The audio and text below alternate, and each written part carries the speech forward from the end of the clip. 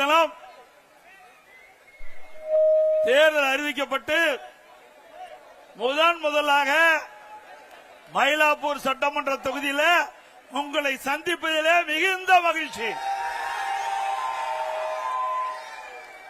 இறைவனுடைய அருளால் அனைத்து இந்திய அண்ணா திராவிட முன்னேற்ற கழக தலைமையிலே அமைக்கப்பட்ட தேசிய ஜனநாயக கூட்டணி பெரும்பான்மையான இடங்களிலே வெற்றி பெற்று 210 இடங்களிலே வெற்றி பெற்று அனைத்து இந்திய அண்ணா திராவிட முன்னேற்ற கழகம் அறுதி பெரும்பான்மையோடு அனைத்து இந்திய அண்ணா திராவிட முன்னேற்ற கழகம் ஆட்சி அமைக்கும். திமுக நிலைமை பரிதாபமா இருக்குது. அப்படித்தானே? நம்ம கூட்டணி 3 நாளைக்கு முன்பு நம்முடைய கட்சியுடைய தலைமை அலுவலகத்திலே கூடணும். நம்முடைய கூட்டணியில் அங்கம் வைக்கின்ற கட்சிகளை அழைத்தோம். தேர்தல் நேரத்தில் நம்முடைய கூட்டணி கட்சிக்கு எத்தனை இடங்கள் என்று தேர்வு செய்து அறிவித்தோம். அடுத்த நாள் அனைத்து இந்திய அண்ணா திராவிட முன்னேற்ற கழகத்தினுடைய தேர்தல் அறிக்கையை சிறப்பாக வெளியிட்டோம். நம்முடைய தேர்தல் அறிக்கை மக்களுக்கு நன்மை கிடைக்கக்கூடிய தேர்தல் அறிக்கை. ஒட்டுமொத்த தமிழக மக்களும் நம்முடைய தேர்தல் அறிக்கையை வாசித்து தெரிந்து இன்றைய நமக்கு பாராட்டை தெரிவித்துக் கொண்டிருக்கின்றார்கள். அந்த அளவுக்கு ஒரு சிறப்பான தேர்தல் அறிக்கையை, நாட்டு மக்களுக்கு நன்மை கிடைக்கக்கூடிய தேர்தல் அறிக்கையை அனைத்து இந்திய அண்ணா திராவிட முன்னேற்ற கழகம் வெளியிடப்பட்டுகின்றது. அடுத்தது உடனடியாக அனைத்து இந்திய அண்ணா திராவிட முன்னேற்ற கழகம் நம்முடைய கூட்டணி கட்சியினுடைய தலைவர்களை அழைத்து பேச்சுவார்த்தை நடத்தி எந்தெந்த தொகுதியில் எந்தெந்த கட்சியை போட்டியிடும் என்ற பேசி ஒருமித்த கருத்தோட இன்றைய தினம் நாம் வெளியிட்டிருக்கிறோம். அது மட்டுமல்ல, அனைத்து இந்திய அண்ணா திராவிட முன்னேற்ற கழகம் முதற்கட்ட வேட்பாளர் பட்டியலில் அறிவிக்கப்பட்ட கட்சி அதிமுக கட்சி.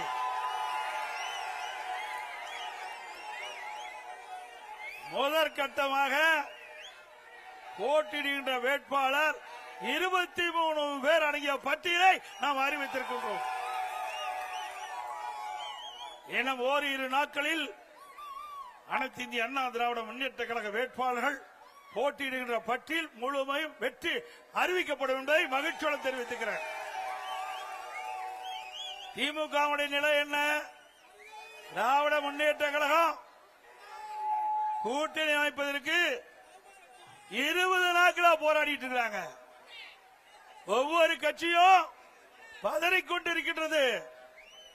திராவிட முன்னேற்ற கழக தலைமையிலே அமைக்கப்பட்ட கூட்டணி கட்சிகள் போராடி போராடி அவர்கள் தொகுதியை பெற வேண்டிய அவல நிலை அந்த கூட்டணியிலே இருக்கின்றது. அதிமுக அப்படி அல்ல. அதிமுக தலைமையிலே அமைக்கப்படுகிற தேசிய ஜனநாயக கூட்டணி கட்சிகள் தலைவர்கள் சுதந்திரமாக இருக்கின்றார்கள். திமுக கூட்டணியில் அங்கம் வைக்கின்ற கட்சிகள் அடிமையாக இருந்து கொண்டிருக்கின்றது. திரு ஸ்டாலின் பேசுகிறார், கூட்டணி கட்சி தலைவர்கள் பேசுகிறார்கள், 10 ஆண்டு காலமாக தொடர்ந்து திராவிட முன்னேற்ற கழக தலைமையிலே பயணித்துக் கொண்டிருப்போம் என்று இருக்கிறோம் என்று. ஆக 10 ஆண்டு காலம் திராவிட முன்னேற்ற கழகத்திற்கு அடிமையாக இருந்து கொண்டிருக்கின்றீர்கள். இப்படி அடிமையாக இருந்த காரணத்தினால்தான் 2021 சட்டமன்ற பொதுத் தேர்தலில் திராவிட முன்னேற்ற கழக தலைமையிலே அமைக்கப்பட்ட கூட்டணிக்கு ஒதுக்கப்பட்ட இடத்தை விட குறைவான இடத்தை பெற்றிருக்கின்றீர்கள். ஆக திராவிட முன்னேற்ற கழக தலைமையிலே அமைக்கப்பட்ட கூட்டணி கட்சியை சேர்ந்த தலைவர்களை எண்ணி பார்க்க வேண்டும். உங்களிடத்திலே திராவிட முன்னேற்ற கழகத்திற்கு ஆட்சி அதிகாரம் இருக்கின்ற போது திராவிட முன்னேற்ற கழக ஆட்சியை புகழ்ந்து பாட வேண்டும் என்று உங்களை பயன்படுத்திக் கொண்டார்கள். ஆனால் தேர்தல் வருகின்ற பொழுது உங்களுக்கு தகுந்த அந்தஸ்தை கொடுக்காத கட்சி திராவிட முன்னேற்ற கழக கட்சி. கம்யூனிஸ்ட் கட்சியை சேர்ந்தவர்கள் போராடி போராடி பார்த்தார்கள். அவருடைய கட்சியுடைய நிர்வாகிகள் கூட்டத்தை கூட்டி பார்த்தார்கள். எவ்வளவோ முயற்சி செய்தார்கள். ஆனால் கடந்த தேர்தலில் போட்டியிட்ட தொகுதியை விட குறைவான தொகுதியை தான் பெற்றிருக்கின்றார்கள். அதே போல திருமாவளவன் விடுதலை சிறுத்தை கட்சிகள், திருமாவளவன் தலைமையில் இருக்கின்ற விடுதலை சிறுத்தை கட்சி எவ்வளவோ போராடி போராடி 8 இடங்களில் பெற்றிருக்கிறாங்க. அது ஒரு அங்கீகரிக்கப்பட்ட கட்சியா இருக்குது. அங்கீகாரம் இல்லாத ஒரு கட்சிக்கு அதிக இடம் கொடுத்திருக்கிறாங்க. இதுதான் திமுக. புரிந்து கொள்ளுங்கள். திராவிட முன்னேற்ற கழக தலைமையிலே அமைந்துள்ள கூட்டணிகள் இனியாவது உணர்ந்து கொள்ளுங்கள். உங்களிடத்திலே திராவிட முன்னேற்ற கழக விசுவாசம் கிடையாது. திராவிட முன்னேற்ற கழகத்தை நம்பியவர்கள் நடு ரோட்டிலே விட்டு விடுவார்கள். அனைத்து இந்திய அண்ணா திராவிட முன்னேற்ற கழக தலைமையிலே அமைக்கப்படுகின்ற கூட்டணி கட்சி தலைவர்களுக்கு உரிய மரியாதை கிடைக்கின்ற கட்சி அண்ணா திமுக கட்சி.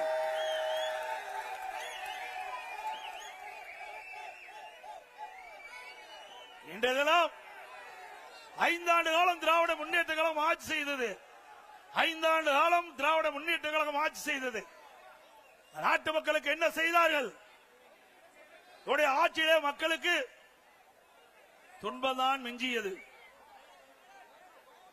திராவிட முன்னேற்ற கழகம் என்றால் குடும்ப கட்சி, வாரிசு அரசியல், குடும்பத்துக்காக இருக்கின்ற கட்சி திமுக கட்சி, மக்களுக்காக இருக்கின்ற கட்சி அண்ணா திமுக கட்சி.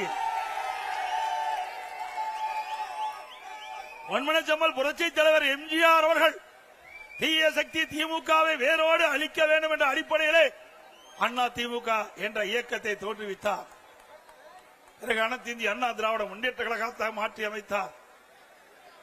பொன்மனச்செம்மல் புரட்சி தலைவர் எம்ஜிஆர் அவர்கள் அவர் ஆட்சி செய்த போது நாட்டு மக்களுக்கு பல்வேறு திட்டங்களை கொண்டு வந்து ஏழை எளிய ஒடுக்கப்பட்ட நசுக்கப்பட்ட தாழ்த்தப்பட்ட மக்கள் இன்றைக்கு தமிழகத்தில் ஏற்றம் பெற்று கேட்டு சொன்னால் நம்முடைய தலைவர்கள் போட்ட திட்டம். புரட்சி தலைவர் எம்ஜிஆர் காலத்திலும் சரி, இதே புரட்சி தலைவி அம்மா அவர்கள் ஆண்ட போதும் சரி, இருவரும் தலைவர்கள் முதலமைச்சர் இருந்த காலத்திலே தமிழ்நாடு மற்ற மாநிலத்திற்கு எடுத்துக்காட்டாக விளங்கியது.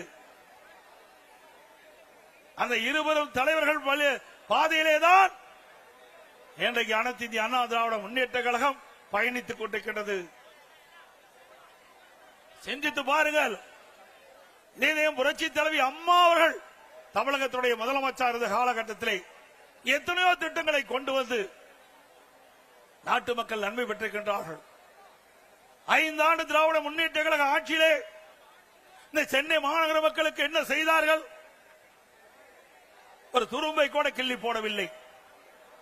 அனைத்து இந்திய அண்ணா திராவிட முன்னேற்ற கழக ஆட்சியிலே கொண்டு வரப்பட்ட திட்டங்கள் ஸ்டிக்கர் ஒட்டி அந்த திட்டத்தை கூட முழுமையாக நிறைவேற்றப்படவில்லை. ஆங்காங்கே அண்ணா திமுக ஆட்சியில் கொண்டு வந்த திட்டம் முடிவு பெற்று துவக்கி வைத்துக் கொண்டிருக்கிற காட்சிதான் இன்றைய திமுக ஆட்சியிலே பார்க்கப்படுகிறது. மழைநீர் வடிகால் வசதி அனைத்து இந்திய அண்ணா திராவிட முன்னேற்ற கழகத்திலே மாண்புமிகு புரட்சி தலைவி அம்மா தமிழகத்துடைய முதலமைச்சராக இருந்த பொழுது கொண்டு வரப்பட்ட திட்டம் சுமார் 2400 கிலோமீட்டர் தூரம் வடிகால் வசதி செய்து கொடுக்கப்பட்டது.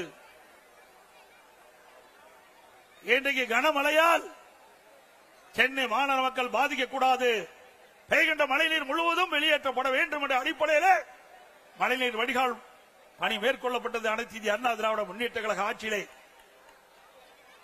அதிலே 4 பிரிவாக பிரிக்கப்பட்டது. பேஸ் 1 பேஸ் 2 இரண்டும் அண்ணா திமுக ஆட்சியிலே நிறைவேற்றப்பட்டது. பேஸ் 3 பேஸ் 4 ஆட்சி மாற்றம் திராவிட முன்னேற்ற கழகம் ஆட்சிக்கு வந்தது. இதுவரை முழுமையாக வடிகால் வசதி பணிகள் நிறைவேற்றப்படவில்லை. 2 ஆண்டுக்கு முன்பே இன்றைய முதலமைச்சர் திரு ஸ்டாலின் அவர்களும் தமிழக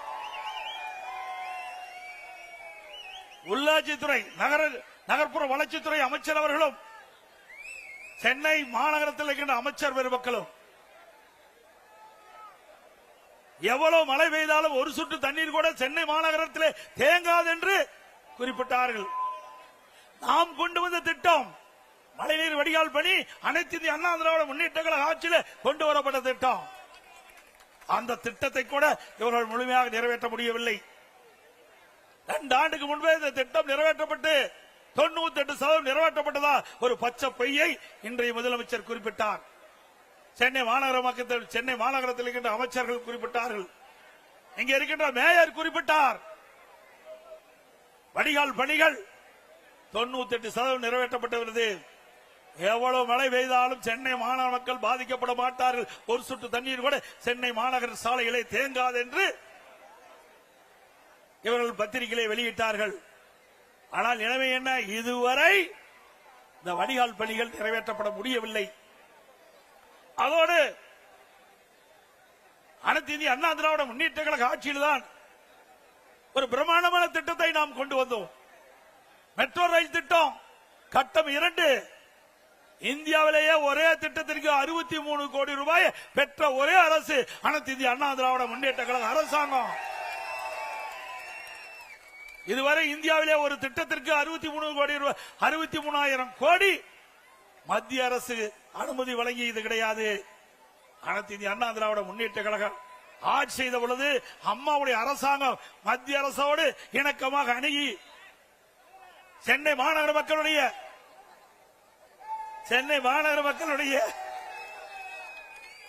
போக்குவரத்து நெரிசலை குறைக்க வேண்டும் என்று இதை புரட்சி தலைவி அம்மா அவர்கள் திட்டமிட்டார்கள். துரதிருஷ்டவசமாக அம்மா அவர்கள் மறைந்தார்கள். அம்மா கொடுக்கப்பட்ட வாக்குறுதியை நிறைவேற்றுகின்ற விதமாக அம்மா போட்ட திட்டத்தை முழுமையாக நிறைவேற்ற வேண்டும் என்ற அடிப்படையிலே மத்திய அரசோடு தொடர்பு கொண்டு மெட்ரோ ரயில் திட்டம் கட்டம் 2 118 கிலோமீட்டர் அந்த ரயில் பாதை அமைக்குவதற்கு அனுமதி பெற்று அந்த திட்டத்திற்காக மத்திய அமைச்சர் மரியாதைக்குரிய உள்துறை அமைச்சர் அமித்ஷா அவர்களை நேரடியாக சென்னைக்கு அழைத்து அடிக்கல் நாட்டிய அரசாங்கம் அதிமுக அரசாங்கம். இந்த திட்டம் முழுமையாக நிறைவேறுகின்ற பொழுது சென்னை மாநகர மக்கள் போக்குவரத்து நெரிசல் இல்லாம பயணம் செய்ய முடியும். இது அதிமுக ஆட்சியுடைய சாதனை. அதிமுக ஆட்சியுடைய சாதனை. சிந்திச்சு பாருங்கள். இப்படி ஏதாவது ஒரு பெரிய திட்டத்தையாவது 5 ஆண்டு காலத்தில் இந்த சென்னை மாநகர மக்களுக்கு கொடுத்திருக்கிறீங்களா? இல்ல. எப்பொழுது பார்த்தாலும் கொள்ளை அடிப்பதுதான் ஒரே குறிக்கோள். திராவிட முன்னேற்ற கழகத்துடைய அரசாங்கம் கொள்ளையடிக்கின்ற அரசாங்கமா மாறிவிட்டது. கலெக்ஷன், கமிஷன், கரப்ஷன், இதுதான் தாரக மந்திரம் திமுக. இதைத்தான் அவர்கள் 5 ஆண்டு காலம் செய்தார்கள். மக்களுக்காக எந்த நன்மையும் செய்யவில்லை. எந்த பெரிய திட்டத்தையும் தமிழ்நாட்டு மக்களுக்கு கொடுக்கல, சென்னை மாநகர மக்களுக்கு கொடுக்கல. அது மட்டுமல்ல, அனைத்து இந்திய அண்ணா திராவிட முன்னேற்ற கழக ஆட்சி இருக்கின்ற பொழுது இன்றைக்கு புயல் வந்தது. அந்த புயல் வருகின்ற பொழுது மக்கள் பாதிக்கப்படக்கூடாது என்பதற்காக அனைத்து இந்திய அண்ணா திராவிட முன்னேற்ற கழக போர்க்கால நடவடிக்கை எடுக்கப்பட்டது. வர்த்தா புயல், கனமழை, இன்றைக்கு சென்னை மாநகரம் முழுவதும் மரங்கள் சாய்ந்தன, மின்கம்பங்கள் உடைந்தன, டிரான்ஸ்பாரம் பழுதடைந்து விட்டது. அப்படிப்பட்ட சூழ்நிலையிலும் அனைத்து இந்திய அண்ணா திராவிட முன்னேற்ற கழகம் அரசு விரைந்து செயல்பட்டு மக்களுக்கு எந்த இடையூறும் இல்லாம ஓரிரு நாட்களிலே அந்த மின் தடைகள் எல்லாம் சரி செய்து மக்களுக்கு இயல்பான நிலைக்கு கொண்டு வந்த அரசாங்கம் அதிமுக அரசாங்கம். சென்னை மாநகரத்தில் மட்டும் 2 லட்சம் மரங்கள், 2 லட்சம் குப்பைகள் மாநகராட்சியிலிருந்து அகற்றப்பட்டன. இப்படி மக்களுக்கு பிரச்சனை ஏற்படுகிற போது அந்த பிரச்சனையை தீர்க்கக்கூடிய வல்லமை படைத்த அரசாங்கமா அனைத்து இந்திய அண்ணா திராவிட முன்னேற்ற கழக அரசு விளங்கியது. அண்மையிலே ஓராண்டு என்று நினைக்கின்றேன், ஓராண்டு 2 ஆண்டு இருக்கின்ற நினைக்கின்றேன், சென்னை மாநகரத்தில் வெறும் மழைதான் பொழிந்தது. எல்லா பக்கமும் எல்லா சாலையிலும் தண்ணீர் தேங்கி இருந்தது. அப்பொழுது ஒரு பெண்மணி சாலையிலே நடந்து கொண்டு சென்று கொண்டிருந்த பொழுது அந்த பெண்மணி சொன்னார், ஸ்டாலின் தான் வந்தாரு, ஸ்டாலின் தான் வந்தாரு, நீச்சல் அடிக்க விட்டார். அப்படிப்பட்ட நிலைமைதான் சென்னை மாநகரத்தில் விளங்கி கொண்டிருக்கின்றது. இன்றைக்கு ஸ்டாலினுடைய ஆட்சியில குடும்பத்தில் இருக்கின்றவர்கள் அதிகார மையங்கள் 4 அதிகார மையம். ஒன்று முதலமைச்சர் ஸ்டாலின், 2 துணை முதலமைச்சர் உதயநிதி அவர்கள், 3 திரு ஸ்டாலினுடைய மருமகன் சபரீஸ்வரன், 4 திரு ஸ்டாலினுடைய மனைவி மரியாதைக்கு துர்கா அவர்கள். 4 அதிகார மையங்கள் தமிழகத்தை ஆட்டி படைத்துக் கொண்டிருக்கின்றது. இந்த 4 அதிகார மையங்களுக்கும் முடிவு கட்டுகின்ற தேர்தல் வருகின்ற சட்டமன்ற பொது தேர்தல்.